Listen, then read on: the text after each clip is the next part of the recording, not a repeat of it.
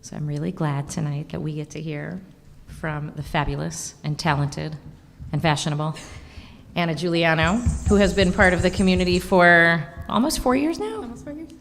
And more importantly, has been a leader in many ways, not just setting fashion trends, but also, and quite importantly, created the Mishkan Disability and Chronic Illness Group over the last couple of months, really, and has been leading folks online in Shabbat dinners and Havdalahs, and you'll tell about more things coming up, and really creating space for people who are far-flung and also unable to be here in person. And what she's about to do is hard. So I know it's not like customary in Shul often to clap, but can we like love Anna up right now?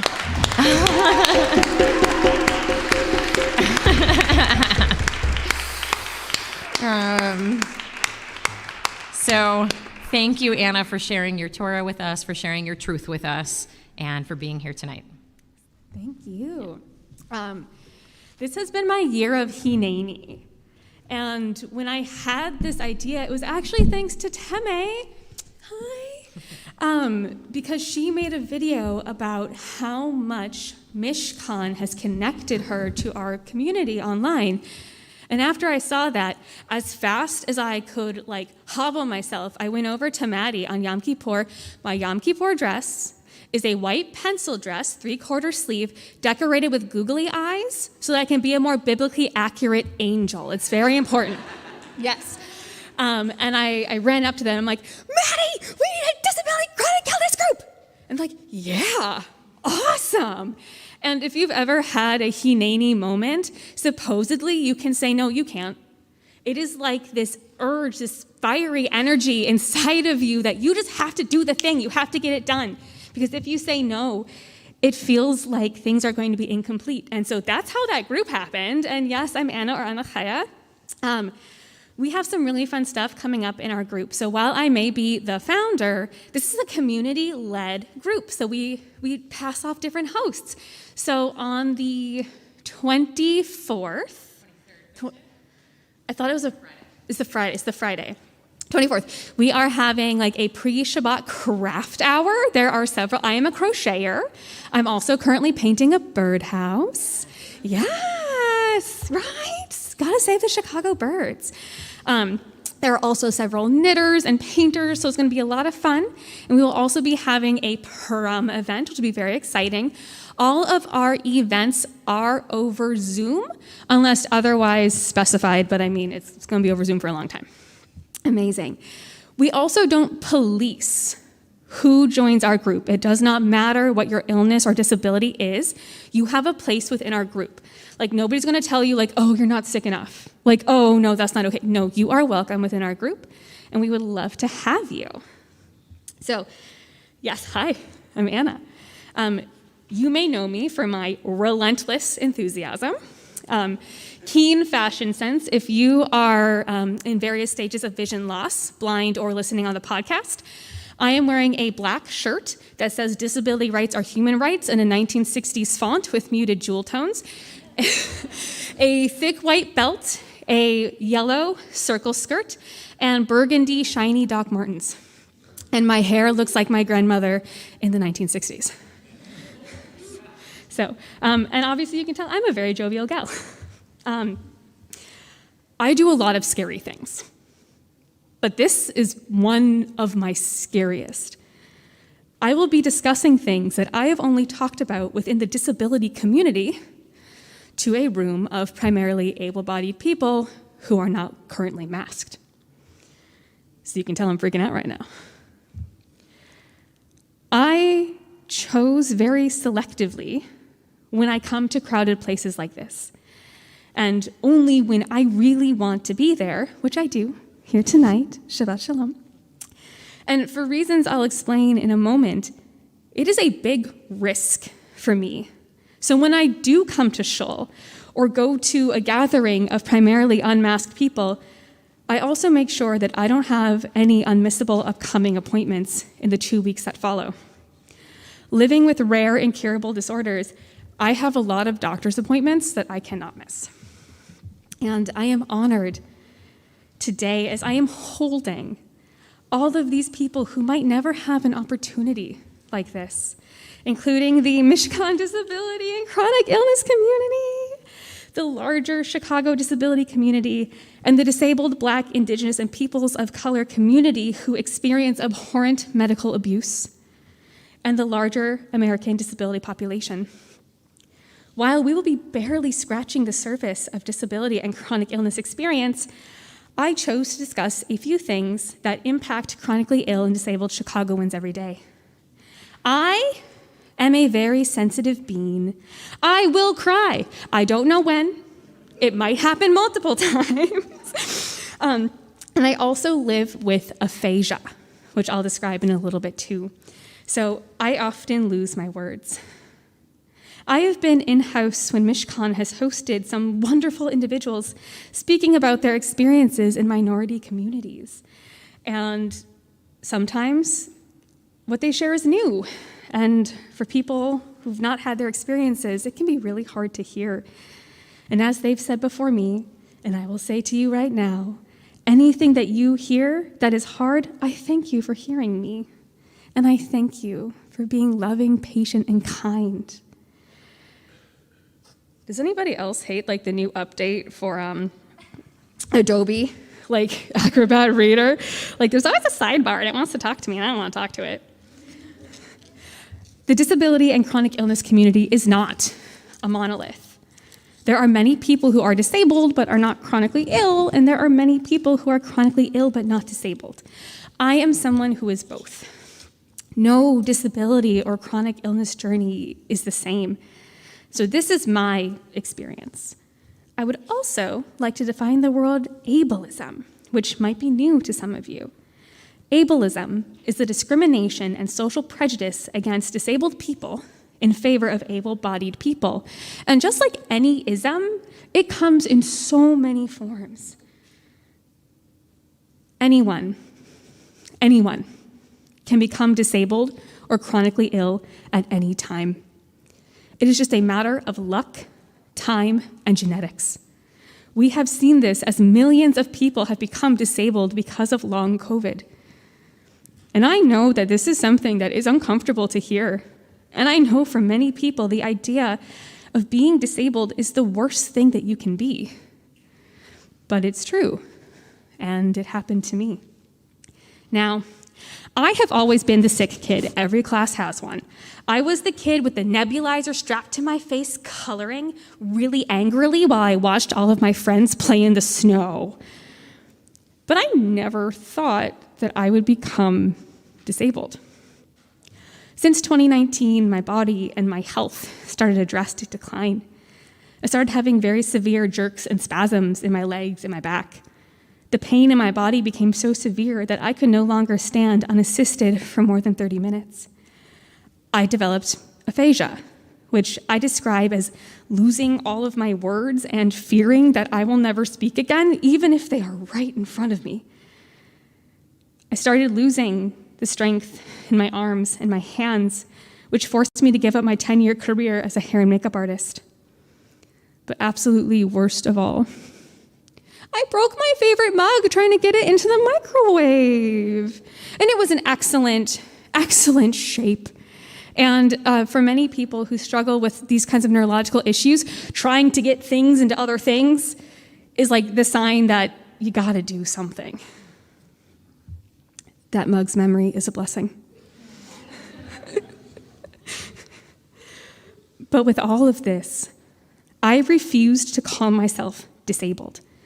I said that I was partially disabled because I could still walk several blocks with no issue. I could still cook on my own, and I didn't need a mobility aid. I saw people in my support groups needing intensive surgeries, becoming wheelchair users, and even being put in hospice and dying from this disorder.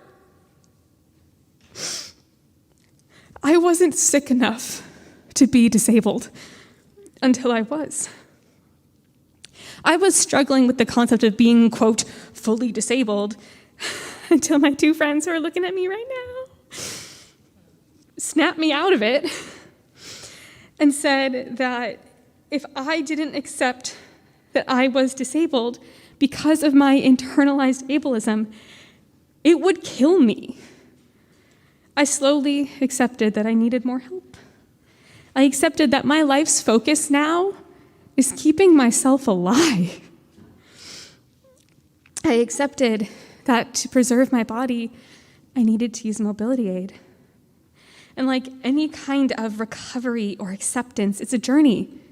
And it freaking sucks. Like, this is not fun. I knew that the world wasn't set up for disabled people, but I didn't truly know until I became a cane user. Just one example. I am a CTA gal, and how I take public transit has definitely changed in the last 4 years. So, actual show of hands, because I'm really curious, has anyone noticed how narrow many of the train platforms are? A few, just a few.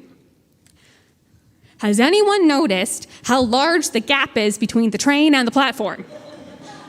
Right? I didn't expect that many hands to go up for that one. Oh, amazing. If you haven't, start looking. So, does anybody ever have those random daydreams where something terrible just pops in your head and you're like, oh God, I hope that doesn't happen? Yeah? Oh yeah. So one of mine is my CTA fear, and as I say this, I think of it very sitcom style in my head where I'm not actually hurt. Okay? Amazing. So, I am scared that as I'm getting off the train, my cane will get stuck in that gap and fall. And then I'll just be laying on the platform looking at it go down like, no, while my legs are being closed like in the doors of the train. It's okay to laugh. I think it's funny. And like, it could happen. And while the likeliness of that happening is moderately low and it's honestly a moderate inconvenience for me, for people with larger mobility aids, navigating public transit is significantly more difficult. If someone needs an elevator and it is broken, they are screwed.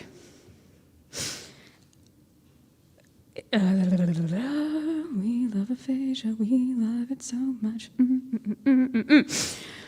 For most of the train lines, there are only elevators on every other platform. If a mobility aid user gets off at their stop and the elevator is broken, they have to get back on the train to go to another platform that has an elevator, and then try to get on a bus going in the direction of where they are trying to go. And I'm going to tell you right now, not every bus driver lets on people with mobility aids. Sometimes they feel like they are running behind or they feel too inconvenienced. I have experienced this trying to get community members who are in wheelchairs onto the bus.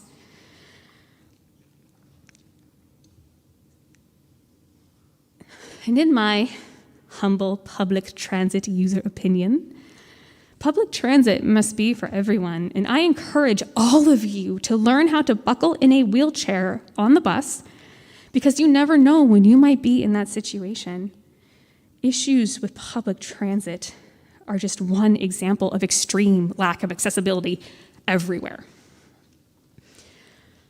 In 2020, I know, as we stayed home to keep ourselves safe from COVID, something interesting happened for our community.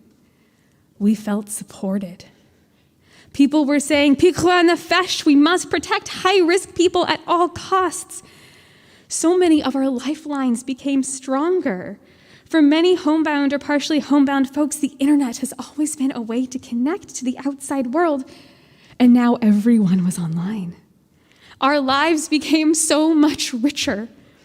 We had opportunities to do anything from taking classes and workshops that would normally be inaccessible to us to having wonderful online gatherings with our friends.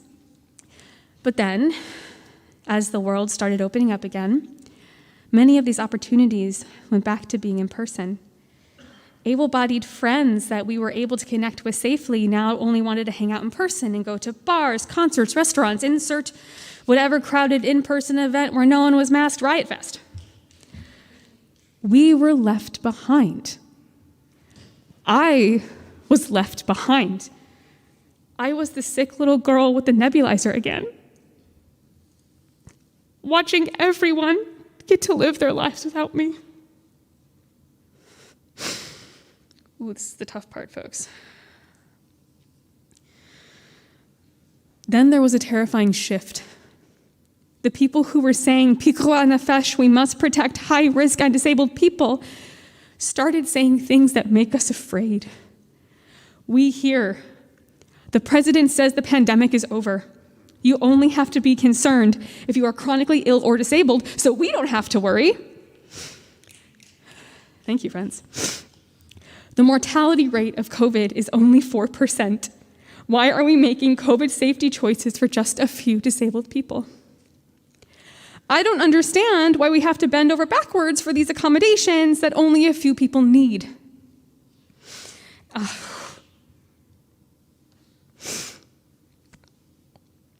My personal favorite,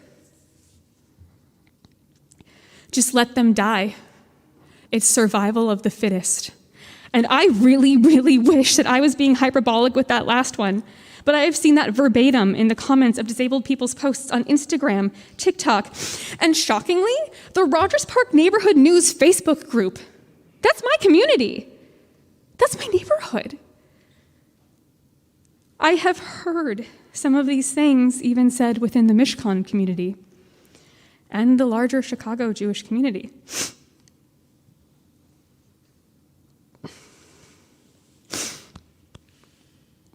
It's not fun saying those things, by the way.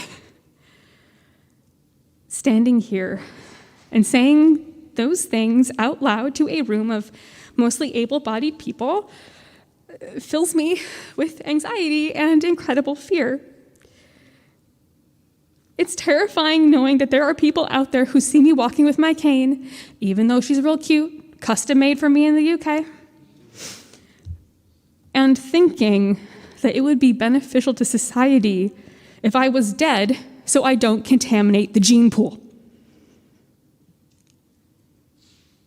You are hearing a disabled woman saying these things out loud with deep fear.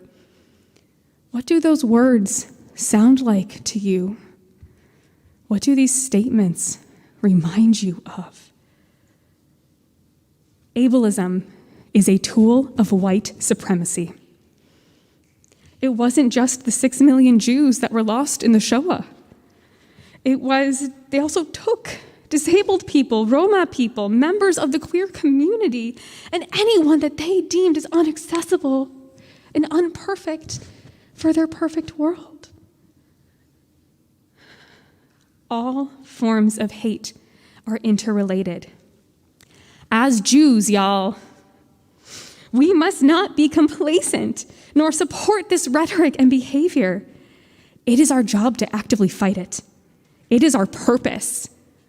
We are held to a higher standard. That's why she put us here. Since it feels like Pikuah nefesh no longer applies to the disability and chronic illness community, I propose we look at disability justice through another Jewish lens. B'Tselem Elohim. We are made in the image of God. And now, whether or not you went to Hebrew school or Sunday school, this is one of the very first things that we learn. It's also one of the very first things we forget. There is an unconventional Jewish sage who I think describes this perfectly. Jedi Master Yoda. Star Wars. Torah this is. For those who have not seen the 1980 seminal classic Star Wars: The Empire Strikes Back, let me set the scene. Our protagonist, Luke Skywalker, is on a noble mission to connect with the life-giving energy force known as the Force, and study to become a Jedi with Master Yoda on the swampy planet of Dagobah. Now, Luke is having a hard time connecting to the Force. He is feeling hopeless. His ship, his X-Wing, stuck in the swamp. His friends kidnapped and tortured at some city in the clouds. He is just not having a good time. He cannot connect. Master Yoda approaches him and says, "Oh, my sweet Tatooine child." I made that part up. The Force surrounds us, binds us. Luminous beings are we. Not this crude matter. Crude matter is anything that gets in the way of us seeing other people as luminous beings. It could be racism, homophobia, fat phobia, housing status, economic status, ableism. Fighting the crude matter is an ongoing process for all of us, and it is a necessary step in fighting for disability, justice, and equity. On March 12th, 1990, 1,000 disability activists marched to the nation's capital to fight for the Americans with Disabilities Act. It was stuck in Congress. It was there that 8-year-old Jennifer Keelan Chaffins asked if she could get out of her wheelchair and crawl up all 83 steps to the Capitol. And she did. 60 other activists put their mobility aids to the side and started crawling. They started crawling to say, "We are here. We are luminous too. We deserve rights and to live safely and with equity." Shortly after, the ADA was passed. The ADA is only 32 years old. 32 years old. And it is far from perfect. No one should have to crawl or prostrate themselves anywhere for equal rights. We've seen it many times.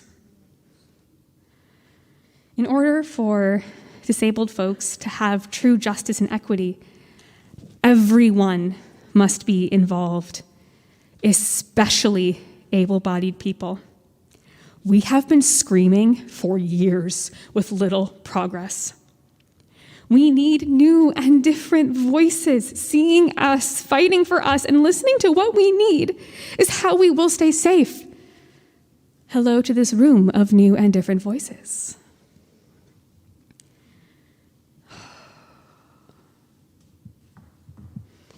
There are words of Torah that have special and deep meaning to me. They were said by a Jewish man who I miss a lot.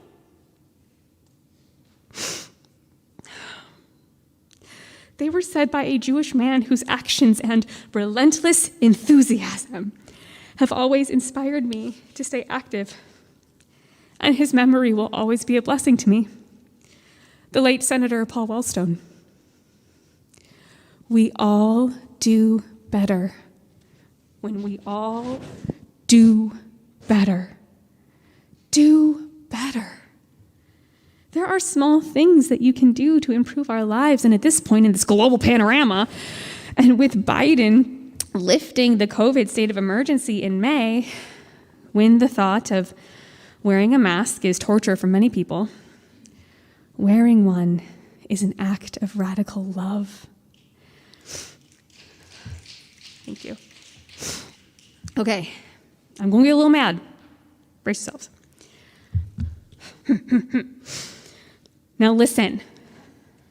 I've been wearing a mask every time I go outside for the last 3 years so that I do not die or become more disabled. And your girl wears a respirator, as you see today, or 2 masks at a time. And I wear glasses. Worst, I know. I really know how much it sucks, I know. I haven't been able to wear lipstick in public for 3 years, and I'm a makeup artist, y'all. And even worse than all of that, I really love smiling. I have resting nice face. People don't get to experience that. I don't have a choice to not wear a mask. It is a privilege to not wear a mask. It is a privilege to choose to not wear a mask.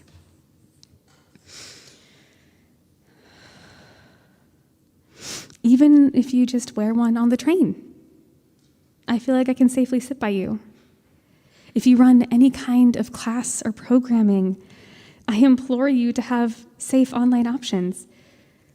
If you are planning an in-person event or just meeting up with a disabled or chronically ill friend, wearing a mask says that you want us to be there and you want us to be safe.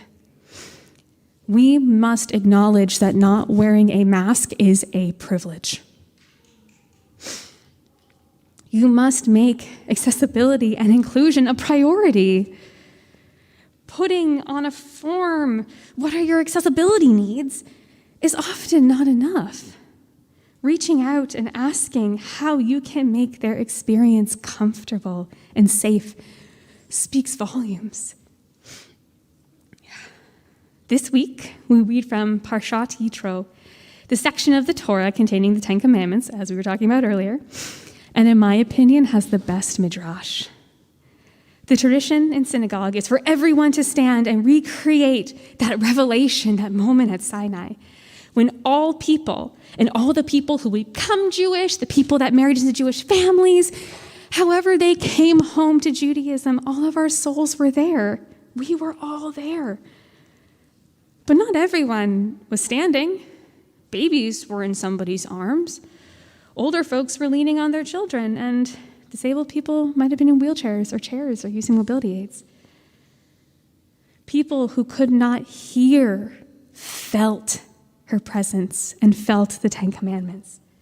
And people who heard them, and people who could not see heard them, felt them. Hashem's voice came to every person in a way that allowed them to be there. This was the ultimate moment of Jewish inclusion. Mishkan has been my home for 3 years, going on 4. I am a very proud member of this community. I am always enthusiastically inviting people who have felt left out to experience our community. I am a one-woman Mishkan welcome wagon.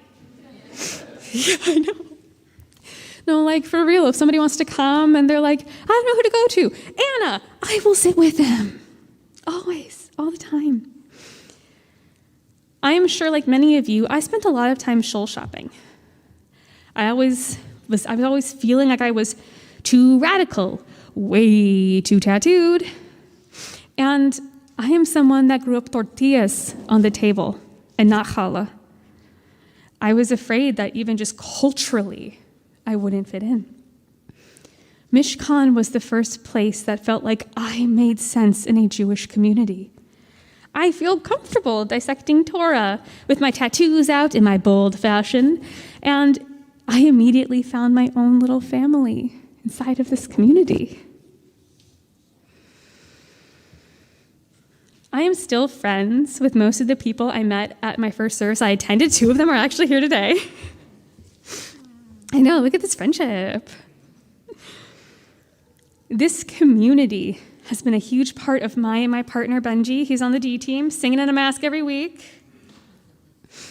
This has been a huge part of our relationship and has empowered us as we've been learning what it means to be leaders in the Jewish community.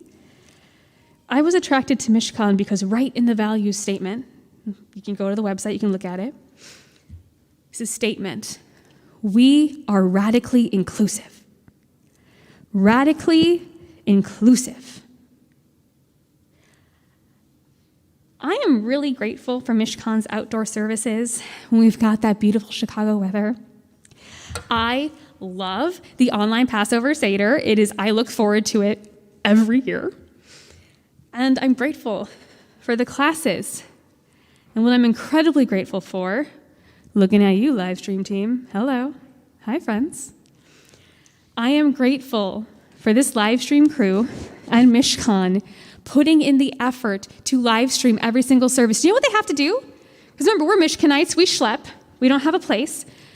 They go to the office, they pack up the stuff, they bring it here, they get it set up. They do this, they moderate the chat, they make sure that everything is going okay, they make sure that our sound levels are totally fine, and then they pack it all up, bring it back to the office on Shabbat. Can we just get a tiny round of applause for the live stream team?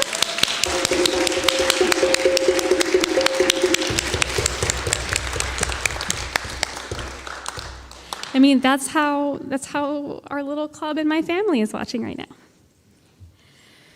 And yet, after a while of people being here and us being there, it still doesn't feel inclusive. We all deserve to pray, sing, celebrate, and learn safely together. Now I get that Sinai-level inclusivity is an aspiration, even for a community that wants to make sure as many people as possible can participate. And I get that there are different needs and preferences in this room. And people need different things to feel included. So for me and many of the people in the chronic illness and disability community, we want you to know that the more people who choose to wear masks, the more safely we can participate. Thanks, friends. I ask you to look at the places that are lifelines to you: the supermarket, public transportation, coming to Mishkan, and think about the person that you don't know nearby who's wearing a mask, who might be a part of the disability community, who might be me, who might be deeply relieved when we see you pull that mask out of your bag. So, I don't know if you knew, Mishkan has some great KN95 masks. They are put out before every service. They're on the table right there. They say love thy neighbor on them. Oop, it's upside down. They say love thy neighbor on them.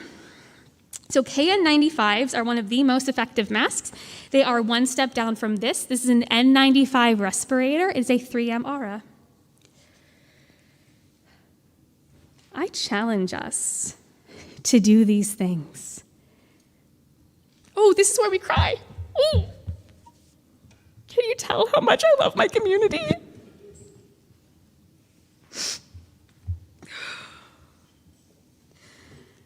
I challenge us to do these things because I believe in us. Mishkan is special. It's a place that even if you don't fit in other places, you will fit in here. We are luminous. We can choose radical inclusivity. We can choose radical love. Let's be radical. Like, what's stopping us? Why not?